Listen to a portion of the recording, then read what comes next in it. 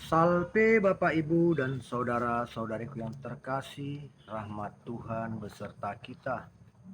Hari ini hari Minggu, tanggal 12 Januari 2025, kita merayakan pesta pembaptisan Tuhan Yesus Kristus.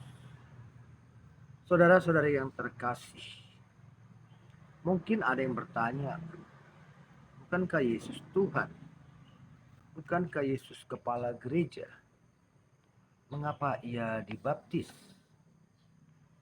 Nah, saudara-saudari yang terkasih, pembaptisan Yesus tidaklah sama dengan pembaptisan kita. Kita dibaptis untuk menjadi anggota gereja.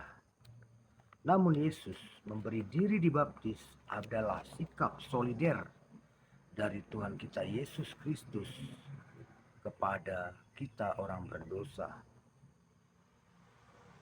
Dan saat Yesus dibaptis, suara dari langit berseru, "Inilah anak yang kukasihi, kepadanya lah aku berkenan." Dan tampak Roh Kudus dalam rupa burung merpati turun atasnya. Timbul pertanyaan, apakah sebelum Yesus dibaptis, Roh Kudus belum turun atas Yesus? Jangankan sebelum dibaptis, sejak dalam kandungan pun Yesus sudah punya kuasa ilahi. Yesus sudah sungguh-sungguh Allah. Dan masa kecil pun Yesus sungguh-sungguh Allah. Namun saat pembaptisan adalah berupa pernyataan kepada halayak ramai.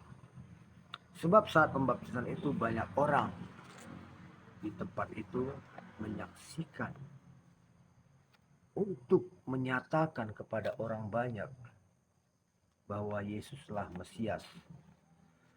Sebab sebelumnya orang berpandangan Yohanes Pembaptis adalah Mesias.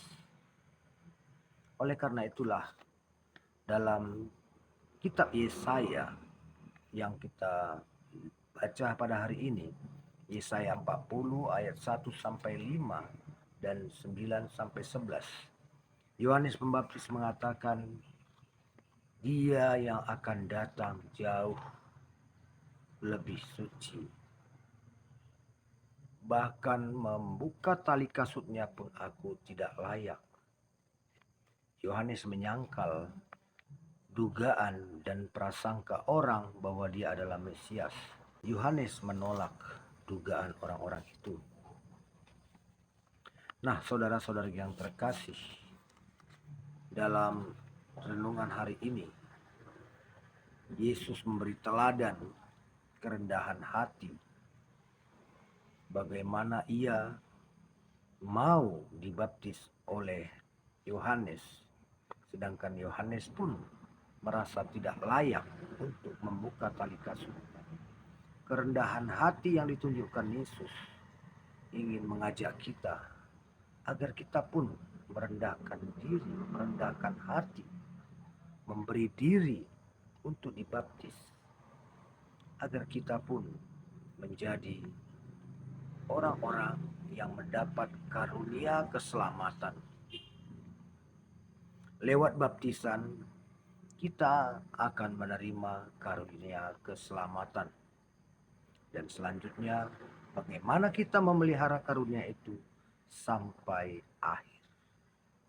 Nah, saudara-saudari yang terkasih, lewat renungan pada hari ini, lewat kitab Yesaya, kita melihat teladan Yohanes yang mempersiapkan jalan bagi Tuhan.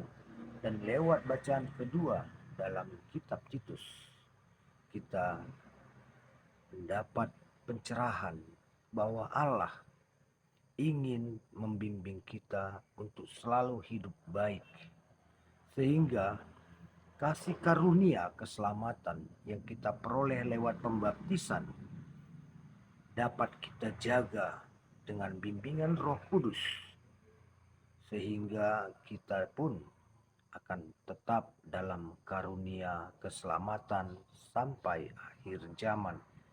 Nah, saudara-saudara yang terkasih, semoga lewat renungan singkat hari ini, kita pun dapat dengan sungguh-sungguh mengimani pembaptisan dan mengimani rahmat keselamatan yang kita terima lewat pembaptisan, serta menjaganya sampai akhir hidup kita, dan kita pun layak untuk beroleh keselamatan kekal dalam rumah Tuhan kita yang kekal dan kudus.